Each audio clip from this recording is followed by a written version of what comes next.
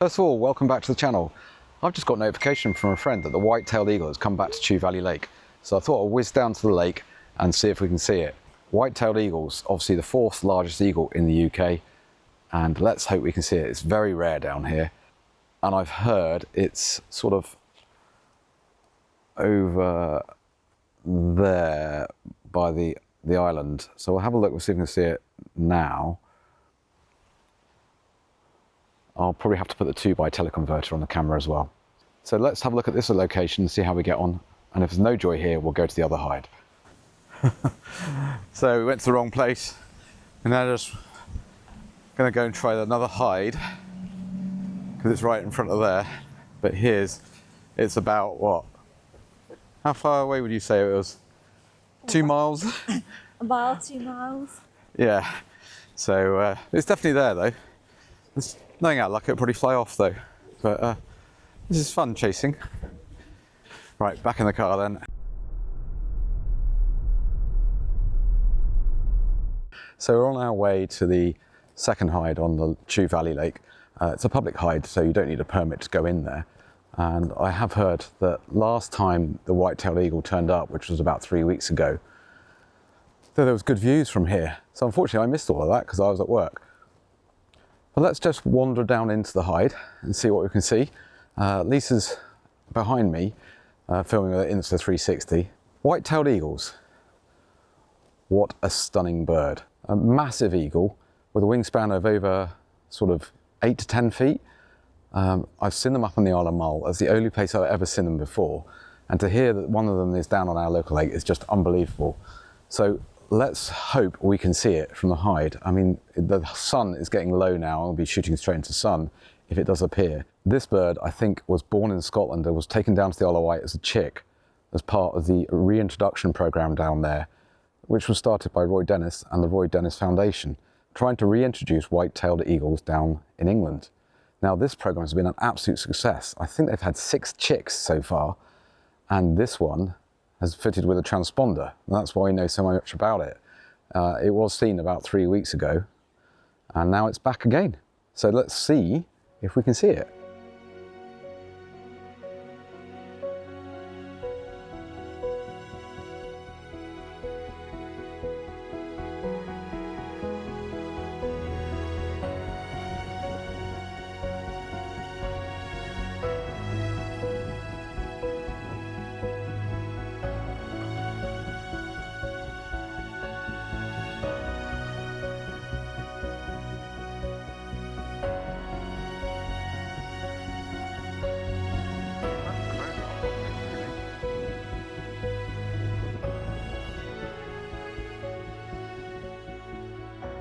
Was it worth it? It was nice to see it locally. It was quite a long way off, wasn't it? Yeah, let's just show how far away it was. And there you go. You can just see him there. Now that's at 2,000 millimeters. And it's a little bit of a breeze, which any vibration on this focal length is making it crazy. Yeah, he's right out there. Straight into sun. Still, a bit of fun to come and see the white-tailed eagle. Shame it's not on one of the stumps that's really close to the hide though. The last one did this as well. It was a long way off. But it's just nice to see one in our local area. Hopefully we'll get more over the years. So back down at the lake this morning, I thought I'd get up really early and see if the white-tailed eagle is still down here. Get down to this Bernard King hide, which on Chew Valley Lake is the only public access hide you've got on the lake. All the other hides are accessible by permit only. So we're going to have a look, see if we can see it. But this white-tailed eagle is the same one that we had probably about 4 weeks ago. I completely missed the white-tailed eagle arriving just due to work and other commitments. But I thought I'd give it a try this morning. Let's see how we get on. The footage from yesterday was a long way off. With the 2xTeleconverter and shooting directly into the sun, it didn't produce great footage. So hopefully we'll get it. Yeah, it's a rare bird for this area, very rare. I think there's only once or twice seen before at the lake. So yeah, slightly stupid doing this, but it's always a bit of fun chasing after a new bird. And I don't mean chasing as in literally running after it, I mean chasing around the lake. So I'll rely on a local birding group on WhatsApp and see if anybody else sees it from any other places, and I'll drive around, and if we don't have any luck here, hopefully we'll get some views of it today, because the time we saw it yesterday was quite late, so I'm doubting it's flown off. And last time it roosted in the trees on the island. So let's just see what we see. Oh yeah, join me in a minute in the hide.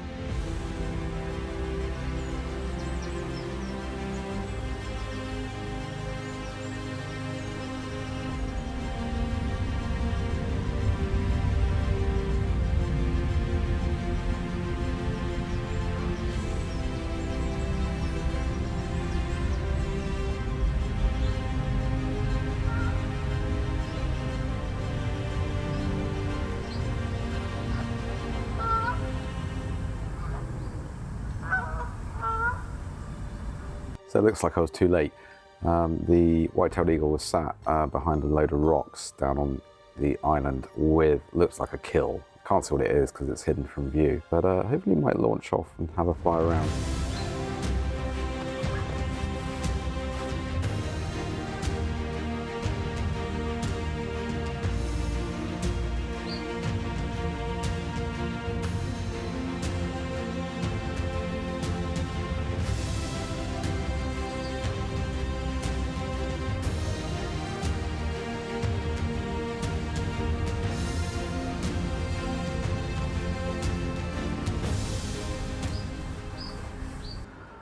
Weather's looking okay at the moment. There are some heavy showers around. It's quite windy today, but they don't care about that. It's the 4th largest eagle in the world, and it's the largest eagle, obviously, in the UK, bigger than the golden eagle.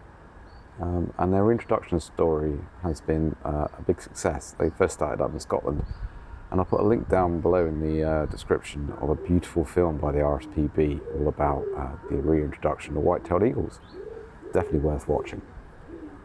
But let's just see whether he goes for a flight. Now I've got the 2xTeleconverter on my 150 to 400mm lens, and there's a slight problem with that one, is that if he comes close, I'm going to have too much focal length, but hope to get some nice tight crops. Let's just see if that actually happens. They sometimes come and fly over the trees we've got on this side of the lake.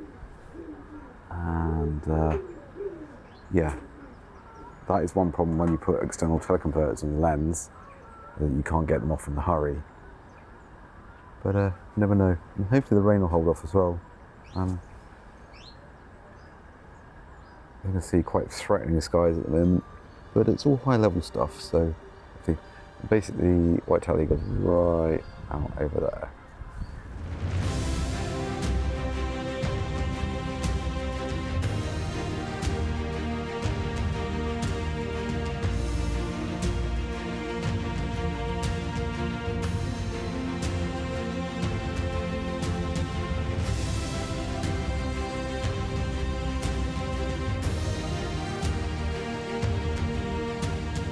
Brilliant. So he came out from behind the rocks and went onto a perch. Still quite a way off, but you could see the full body of him. That was brilliant. That was so good. So one of the big issues of using the 2xTeleconverter with this 150 to 400, when I put the inbuilt teleconverter in, I get 500mm, and 2 times is 1000mm, so 2000mm effective reach. Now that's an extreme focal length, and any tiny vibration is causing the lens to wobble. So I'll just put this video up now, and you'll see when I'm on the wooden platform, the hide, any shake, basically my heartbeat is causing the lens to shake. So I walked off the wooden platform, and you can see instantly the footage goes steady. So you really need a very stable platform if you're filming. If you're taking photos, it shouldn't be an issue because you're moving the lens around. I assume if you're taking birds in flight or a perch bird, the stabilization should work. But for video, you do need something really stable. And that was highly evident today, as I'll show you the floor, the hide. As you can see,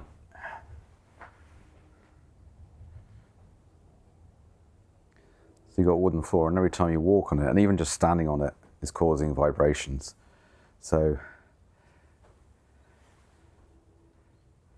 a real problem when it comes to filming. But this bird looks like he's there for the day.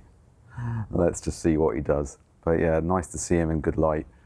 What a beautiful bird, what a stunning bird, and a big bird. And yeah, they really are a fantastic bird. So they mainly feed on fish and water birds, and that's probably why he's come back here, or she's come back here, as there's a huge amount of water birds at the moment at Chew Valley Lake.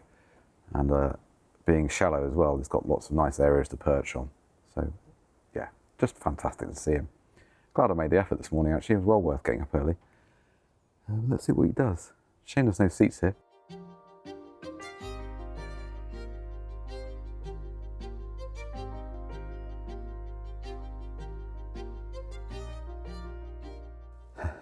Brilliant. So that was good. The white-tailed eagle did show very well actually. The white-tailed eagle did actually go for a little flight, and hopefully you'll see the shots in a minute. Made the classic error though, it was perched up on one of the stumps. So I was taking some video of it on the stump, and then thought I'd take some photos of it, so dropped the shutter speed to 1/500th, and literally as I was taking some photos, the eagle launched and I forgot to up the shutter speed. An error we all make, no matter how seasoned you are. So I managed to up the shutter speed and hopefully got some shots of it flying amongst the ducks, and you can see the size of it. What a bird. Don't know how good quality the shots are, obviously with the 2xTeleconverter on. It was in good light though, so fingers crossed we've got some shots. But just amazing, amazing, big bird, big eagle to see down on my local lake. What a treat. So I'm gonna go and grab a coffee now, and hopefully it's still around. It's flown in front of the island, we can't see it from the current hide. I'll keep you posted.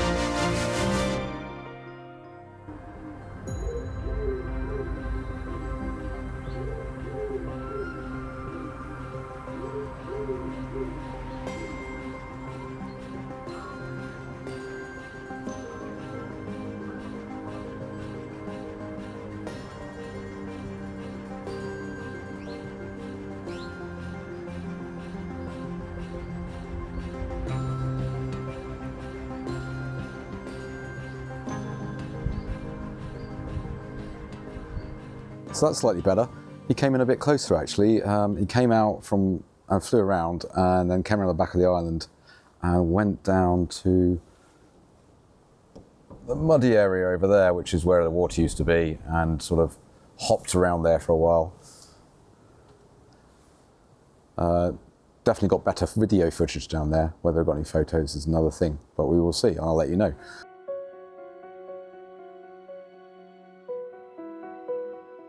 So let's have a look at the images that the lens and the 2xTeleconverter produced. I opened it up in DxO PhotoLab9, and I've selected a few images which are nice and sharp. A lot aren't. This is one of the drawbacks of a teleconverter, is that it does affect autofocus speed, and also you do get quite big problems with atmospherics. These images are sharp, but you can see there's quite a lot of haze in them. So let's look. Let's see how we deal with it. So open up this one. If I go to full screen, there you can go. So there's the unedited image. And let's crop in on this beauty. It's probably going to go to 3,500 pixels as he's quite a way off and I want to get a decent image of him.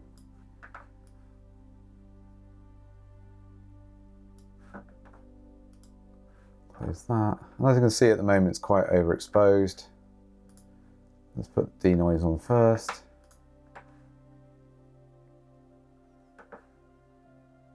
And let's use the AI mask. And that's going to select all the animals, probably, including the ducks as well. Missed a few out, but there we go. So I'll close that down so I can edit it. Now this Clearview Plus, if I go to 100%, you see the effect this Clearview Plus has, almost like taking out quite a bit of the haze. So that looks okay. It's obviously quite bright as well, so bring the highlights down a bit, exposure down, and shadows up a little bit. You see there's still quite a bit overexposed, so bring the highlights down a bit further,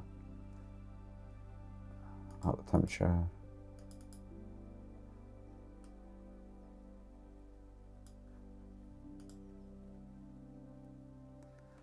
And let's have a look at the denoise on him. So select the loop tool.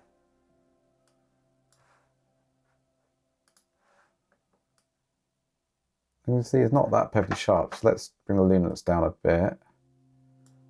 Force details and intensity and the sharpness. That's slightly better.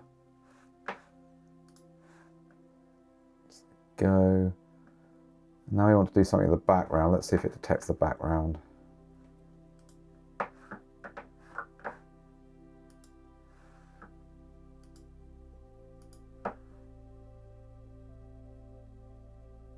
The exposure of the background on a bit. Let's bring the highlights down on the background. Just close that actually. Shadows. Not too much.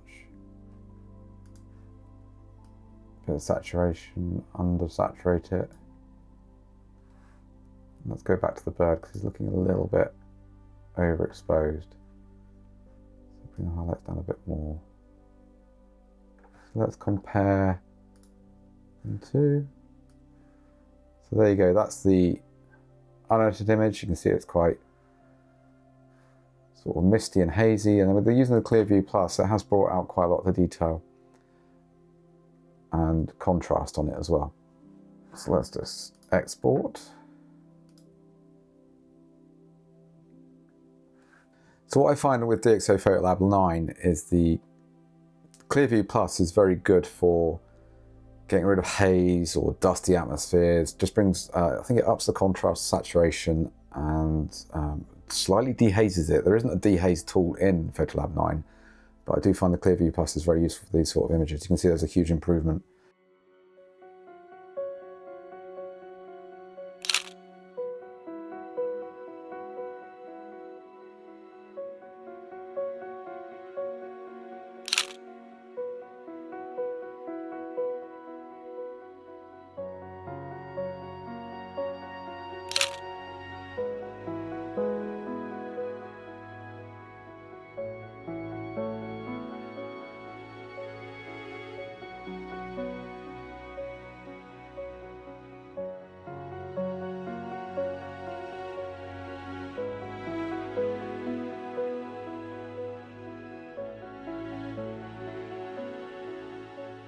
Well, that was brilliant.